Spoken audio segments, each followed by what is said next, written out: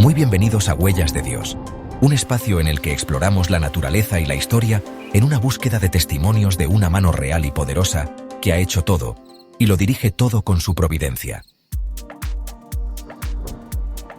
Hay fenómenos que se escapan a nuestra comprensión, que no pueden ser fruto de casualidades o de circunstancias fortuitas, sino que son producto de una inteligencia superior que da muestras de sí misma a través de estos fenómenos, muestras de diseño, plan y propósito.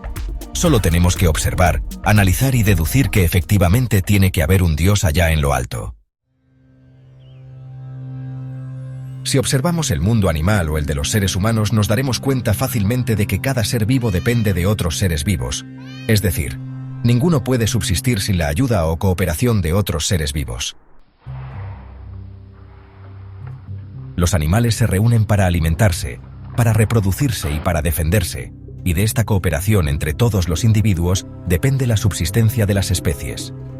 Esta interacción entre ellos es natural, está ahí desde el principio, cada ser vivo nace con ella y se debe a cierta inteligencia o instinto que tienen los animales. Pero hoy vamos a ver cómo esta dependencia mutua se da en niveles muy anteriores a la vida y cómo, si no existiera esta cooperación ya en la materia inerte, la vida sería imposible. Cada ser vivo es un organismo que está compuesto por diferentes órganos. Por ejemplo, el ser humano tiene corazón, estómago, músculos, huesos y más, siendo cada uno de ellos imprescindibles para la vida. Pero estos órganos a su vez también se componen de células, por ejemplo células musculares, óseas y epiteliales, entre otras, sin las cuales el órgano no existiría. A su vez, las células son conjuntos de principios inmediatos y diversos orgánulos, y todos estos están formados por conjuntos de átomos, hasta llegar a las partículas de materia más pequeñas conocidas, que son los protones, electrones y neutrones.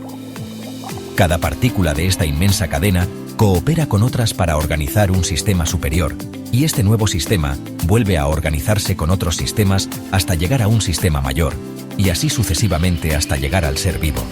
Sin embargo, este ser vivo también interactúa con otros seres vivos de su misma especie, y esta especie con otra, hasta lograr llegar al último nivel, el gran ecosistema terrestre. Todo actúa e interactúa, todo reacciona y se une siguiendo alguna ley o programa misterioso común a toda la materia, hasta llegar a la meta o propósito que todo parece tener, vivir y seguir viviendo. Vamos a explicarlo de otro modo. La materia se encuentra organizada a distintos niveles, y cada uno de ellos depende del nivel anterior.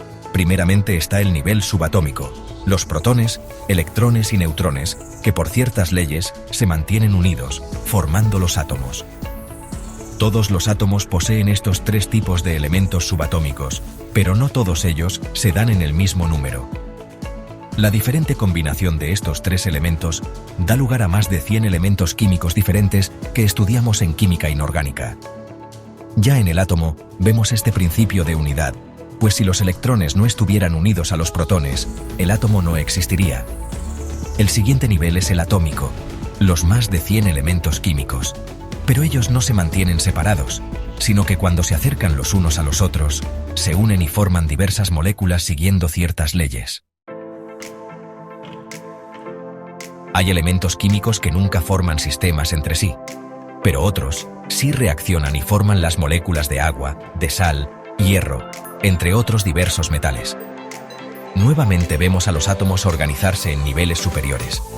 Sabemos más o menos cómo lo hacen, siguiendo ciertas leyes que se cumplen siempre. Lo que no sabemos es por qué lo hacen. El siguiente nivel es el molecular. Ciertas moléculas formadas por los átomos de carbono, hidrógeno, oxígeno y nitrógeno, si se agrupan de cierta manera, y en número enorme, pueden llegar a formar las biomoléculas, que son moléculas gigantes compuestas de estas moléculas pequeñas, formando así los principios inmediatos que son los ácidos nucleicos, las proteínas, las grasas y los azúcares. Las moléculas se unen entre sí en combinaciones complicadísimas y dan lugar a las células, a partir de las cuales podemos hablar de la vida. No todas las células son iguales, ni se comportan de la misma manera. Pero ninguna célula subsiste sola. Necesita de otras células para seguir viva. Las células se agrupan en enormes reuniones celulares formando tejidos. A esta altura estamos hablando del nivel pluricelular, es decir, hablamos de tejidos, órganos, aparatos, que por sí mismos no son nada ni hacen nada, salvo formar un sistema superior. Y así es como llegamos al ser vivo complejo, un individuo compuesto de millones de partículas que es capaz de alimentarse, vivir y reproducirse. No solo esto, sino que pueden realizar acciones tan complicadas como emigrar, hibernar o reproducirse del modo específico de su especie para conseguir sobrevivir y dar continuación a la vida. Y aún podríamos hablar de otro nivel superior, el ecosistema, que es el conjunto de todos los seres vivos interactuando unos con otros, sirviéndose de alguna manera los unos a los otros, logrando un maravilloso equilibrio vital en este planeta en que la vida puede continuar y seguir adelante. En todos estos niveles encontramos que los diversos componentes tienden a agruparse y cooperar para formar sistemas superiores, y estos otros hasta llegar al nivel de la vida. Cada elemento coopera con otro para juntos hacer un sistema nuevo, una unidad, un conjunto diferente con cualidades diferentes a las que tenían los elementos que la forman. La vida, por tanto, no existiría si cada uno de los sistemas, desde el más superior al más inferior, no reaccionara entre sí en una cooperación que logre la unión. Este comportamiento que aparece en toda la materia, viva y no viva, en cada uno de los niveles, parece perseguir un mismo objetivo, la continuación de la vida. ¿Será todo esto un cúmulo de casualidades?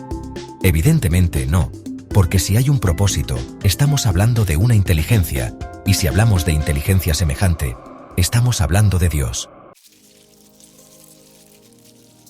Dicho de otro modo, la vida depende de este comportamiento básico que sucede a todos los niveles. La cooperación, la unión y la interacción correcta para lograr la consecución de todos los sistemas hasta llegar al ser vivo, para lograr la existencia, la preservación, el orden, la continuidad, lo naturalmente lógico y conveniente.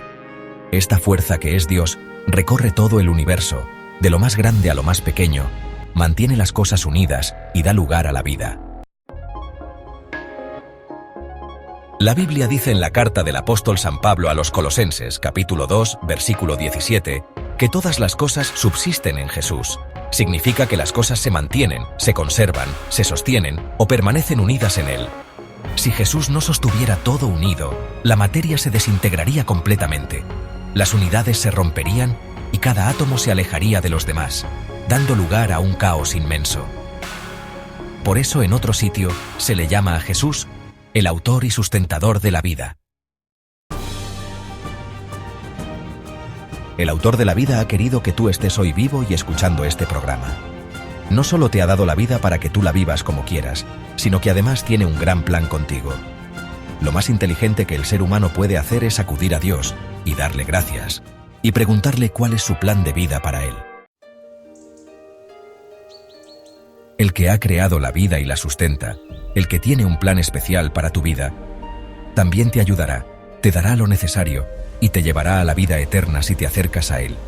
Reconoces tus pecados, le pides perdón y empiezas a seguir las ordenanzas que ha dejado escritas en su santo libro, la Biblia.